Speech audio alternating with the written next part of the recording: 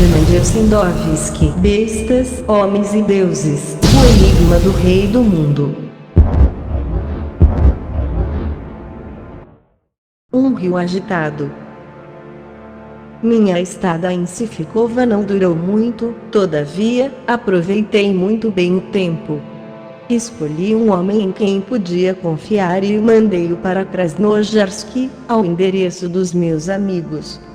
Enviaram-me roupa de baixo, botas, dinheiro, uma bolsa com remédios e, mais importante que o resto, um passaporte falso, porque os bolcheviques acreditavam que eu tinha morrido. Em seguida comecei a verificar quais eram as melhores oportunidades nas circunstâncias em que eu me achava. Não decorreu muito tempo, e o povo de Sifikova ficou sabendo que o comissário do governo soviético estava para chegar a fim de requisitar gado para o Exército Vermelho. Demorar mais tempo em Sifikova podia ser perigoso. Queria esperar até que o Yenisei estivesse livre de sua espessa capa de gelo que ainda o estava bloqueando, apesar de os rios menores já estarem livres do gelo, e as árvores já estivessem revestidas de suas folhagens de primavera. Contratei um pescador que, por 1000 rublos, estava disposto a levar-me até uma mina de ouro abandonada, situada a 80 quilômetros a montante do rio, logo que as águas estivessem livres de gelo. O rio livrava-se do gelo aos poucos. Certa manhã ouvi violentos estrondos, parecendo canhoneio, e corri para ver. A água havia levantado a capa de gelo, que recaía quebrando com estalos. Cheguei à barranca e pude presenciar uma cena terrível e majestosa. O rio estava carregando uma quantidade enorme de blocos de gelo que já se tinham desprendido ao sul e estava transportando-os para o norte, forçando-os embaixo da espessa capa de gelo que ainda cobria o rio em alguns trechos. Este impacto continuado rompeu, finalmente, a barragem invernal, ao norte, liberando essa quantidade fantástica de blocos de gelo para a última investida em direção do Oceano Ártico. O Yenisei, o pai Yenisei, o herói Yenisei é um dos mais compridos rios da Ásia, fundo e majestoso em todo o trecho médio do seu curso, passando por um cânon ladeado por altas serras escarpadas. A correnteza carregava extensas zonas de gelo, triturando nas corredeiras e contra as rochas isoladas, revirando em redemoinhos vertiginosos, levantando trechos inteiros marcados pelas escuras estradas do inverno, arrastando as tendas construídas para as caravanas que, naquela estação, se dirigem de Minushinsky a Krasnojarsk, por sobre o leito do rio congelado. Eu estava contemplando a épica retirada do gelo e sentia-me cheio de terror e de revolta olhando os macabros despojos que o Yenisei levava consigo nessa sua investida anual. Eram os cadáveres dos contra-revolucionários executados, dos oficiais, dos soldados, e dos cossacos do antigo exército do governador-general de toda a Rússia antibolchevista, o almirante Kolchak. Era o resultado do trabalho sanguinário da checa de Minushinsky.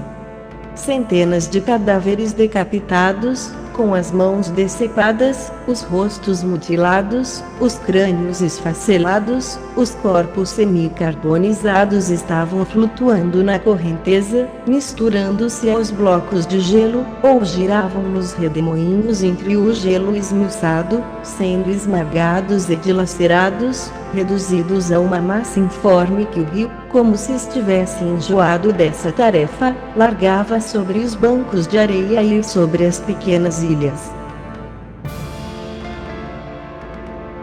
Percorri todo o curso médio do Yenisei, encontrando continuamente essas provas putrefatas e horríveis da obra dos bolcheviques. Numa curva do rio deparei com uma grande quantidade de carcaças de cavalos, deveriam ser pelo menos 300.